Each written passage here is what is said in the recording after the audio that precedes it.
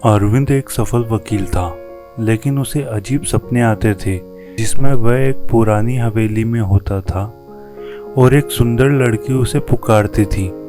एक दिन कोर्ट में महत्वपूर्ण केस लड़ते समय उसे भयानक सिरदर्द हुआ और वह बेहोश हो गया।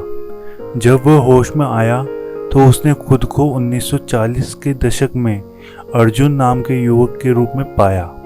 अर्जुन एक अमीर जमींदार का बेटा था और वह आरती नाम की लड़की से प्रेम करता था, लेकिन उनका प्रेम समाज के खिलाफ था और उन्हें पकड़ा गया और मौत की सजा सुनाई गई।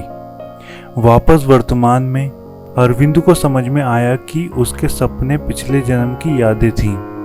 उसने आरती की आत्मा को शांति दिलाने के लिए उस पुरानी हवेली की खोज शुरू की। वहां उसे आरती की डायरी मिली जिसमें उसकी प्रेम कहानी और मृत्यु का विवरण था।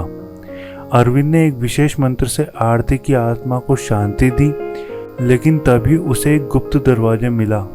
दरवाजे के पीछे उसे एक दर्पण मिला जिसमें उसने देखा कि वास्तव में अर्जुन का पुनर्जन्म है और आरती की आत्मा अब उसकी पत्नी कविता में निवास करती है।